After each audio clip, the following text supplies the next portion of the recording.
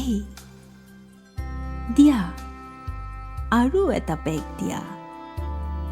আকৌ ঠিকনা বিচাৰো।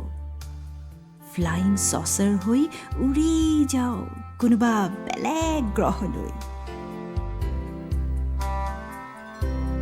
স্বপ্ন স্মৃতিৰ ককটেইল কৰি ভাঙি চিঙি সকলো খুলি দিওঁ আহা। উত্তৰ নালাগে, আজি কেৱল প্ৰশ্ন কৰা। বহুত উত্তৰ লিখিলো পৰীক্ষাৰ বহীত, কেৱল নম্বৰ বিচাৰিলো, নম্বৰ। উৱলি যোৱা পুৰণি মাৰ্কশ্বিটত এতিয়া সিহঁতৰ মামৰে ধৰা ঘৰ। কেৱল তোমাকেই ভাল পাওঁ বুলি কাক ক'লো কেইবাৰ, কিমান চুমাৰে অপচাই দিলো, কিমান যমুনাৰ পাৰ। অভিনন্দন নজনোৱা আমাক, দায়িত্বৰ পেঞ্চিল কম্পাছেৰে বৃত্ত আঁকি আঁকি স্বামী স্ত্ৰীৰ অভিনয়ত আমি যে পালো শ্ৰেষ্ঠ পুৰস্কাৰ।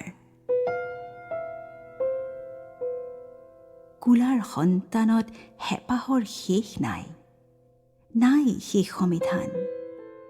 ভূমিতেই লিখা থাকে ভূমিষ্ঠৰ ভৱিষ্যলিপি। তুমি আমি কোনেওতো নাথাকো, থাকিব পৃথিৱী। তেন্তে ইমান চিন্তা কিয়? কাৰ বাবে তুমি কৰিবা কি?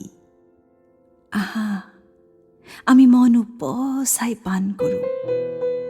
মধ্য বয়সত জগাই তোলো শেষ বাৰিষাৰ বান। তৃষাৰ পানী নুশুকাই জানা, যিমান খান্দিবা সিমান।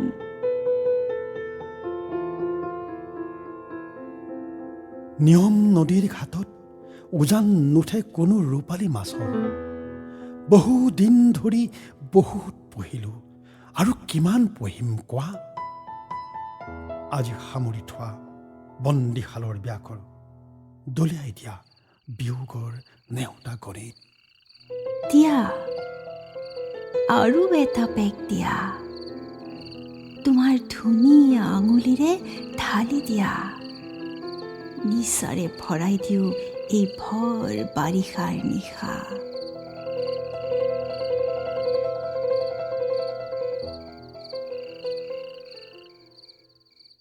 দিয়া, জনাৰ্দন গোস্বামী ৰচিত কবিতাটিৰ পাঠ শুনিলে। পাঠ কৰিলে পুবালি কটকী বৰুৱা আৰু জনাৰ্দন গোস্বামীয়ে।